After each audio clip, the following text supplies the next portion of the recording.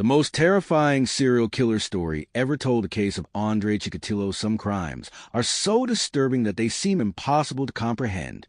They challenge the limits of human psychology and force society to confront a terrifying question. How can someone who appears ordinary hide unimaginable evil? Tonight's story is one of the darkest criminal cases in modern history.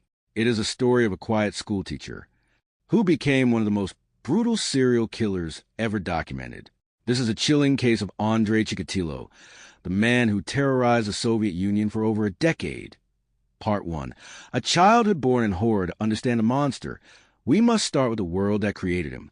Andrei Chikatilo was born in 1936 in a small village in what is now Ukraine, then part of the Soviet Union. His childhood was marked by starvation, war, and trauma. During the Holodomor, the devastating famine that swept through Soviet Ukraine in the early 1930s, millions died. Even years later, food was scarce, and survival was a daily struggle.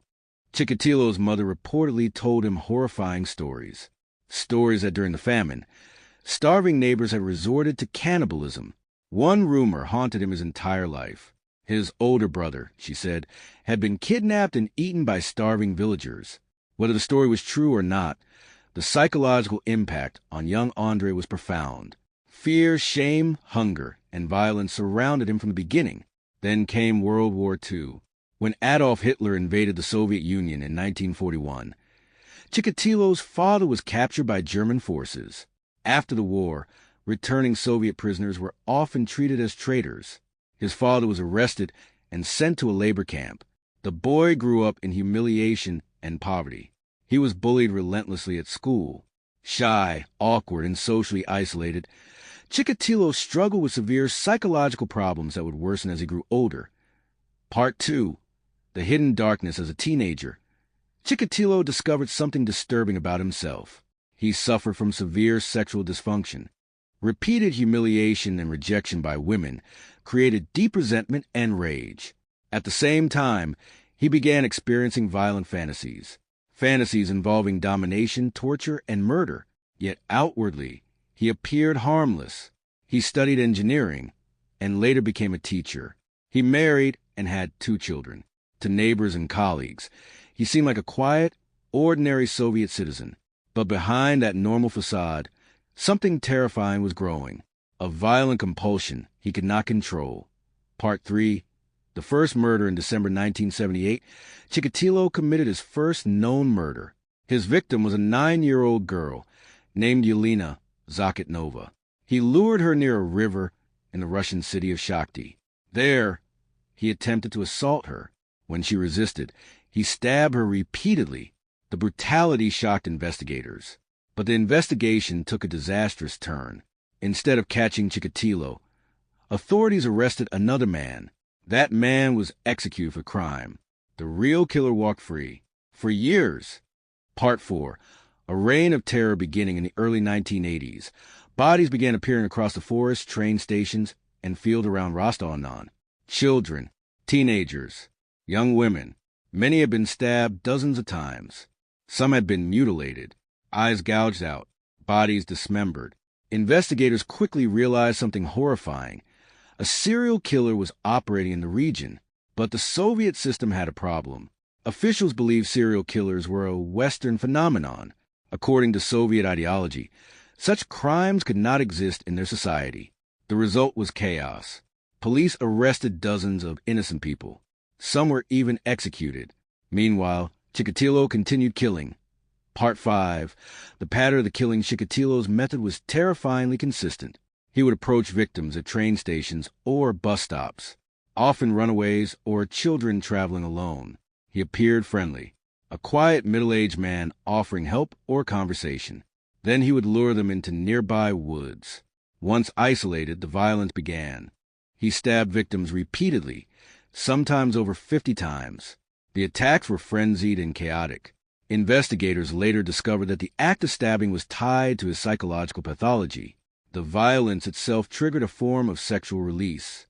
It was murder driven by compulsion, a grotesque mixture of rage and psychological dysfunction. Over time, the number of victims grew. 10, 20, 30, eventually more than 50. Part 6. A massive manhunt by the mid-1980s. Soviet authorities realized the scale of the crisis. The investigation became one of the largest criminal hunts in Soviet history. The operation was led by investigator Viktor Burakov. Burakov and his team reviewed thousands of suspects. They interviewed witnesses and studied crime scenes across hundreds of miles. But the killer remained invisible. Then something strange happened. In 1984, police briefly arrested Chikatilo near a train station. His appearance matched witness descriptions. But there was a problem. His blood type did not match the biological evidence collected from crime scenes.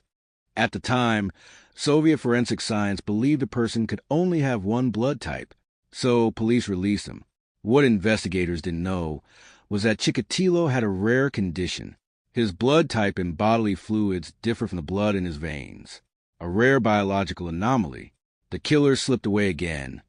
Part 7. The killings continue after his release. Chikatilo became even more dangerous. The killings escalated. The brutality increased. He traveled across the Soviet Union using the rail system. Every new town became a potential hunting ground. Forest paths, bus stations, abandoned lots. Investigators were chasing a ghost, and the body count kept rising. Parents across the region became terrified to let their children travel alone.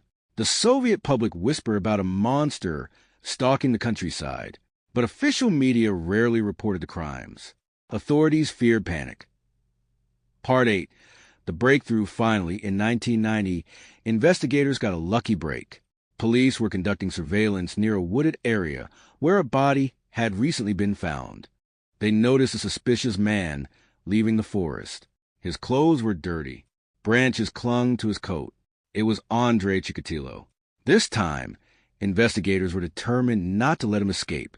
He was arrested, but proving his guilt was another challenge. There was little direct forensic evidence, and Chikatilo initially denied everything. The investigation needed a psychological strategy. Part 9. The confession. Authorities brought in psychiatrist Alexander Buchanovsky. Buchanovsky had studied serial killers and believed he understood Chikatilo's mind. Instead of accusing him, he described the killer's psychology, the rage, the humiliation, the compulsions. Chikatilo listened in silence. For the first time, someone seemed to understand him. Slowly, he began to talk. Then the confessions came. Not one, not 10, but dozens. Chikatilo ultimately confessed to more than 50 murders. He described the crimes in horrifying detail. Even hardened investigators were shocked. Part 10. The trial began in 1992. Security was intense. Families of victims packed the courtroom. Many shouted at Chikatilo. Some tried to attack him. The proceedings were chaotic. At times, Chikatilo behaved bizarrely. He removed his clothing. He shouted. He laughed. But the evidence was overwhelming. After months of testimony, the court delivered its verdict. Guilty on 52 counts of murder. Part 11. The execution on February 14, 1994. The sentence was carried out. Inside a prison in Rostov-on-Don, Chikatilo was taken to a small room. There was no audience, no final speech. A guard fired a single bullet into the back of his head. One of the most terrifying serial killers in history was dead. Part 12. The legacy of horror. The case of Andrei Chikatilo changed criminal investigation in the former Soviet Union. It forced authorities to confront the reality of serial murder. It improved forensic methods, and it exposed serious flaws in earlier investigations. But the scars remain. More than 50 lives were taken. Dozens of families were destroyed, and several innocent people were wrongly accused during the hunt. The story remains one of the darkest chapters in criminal history. Final reflection. What makes this case so disturbing isn't just the number of victims. It's how ordinary the killer appeared. A teacher, a husband, a neighbor. Proof that sometimes the most terrifying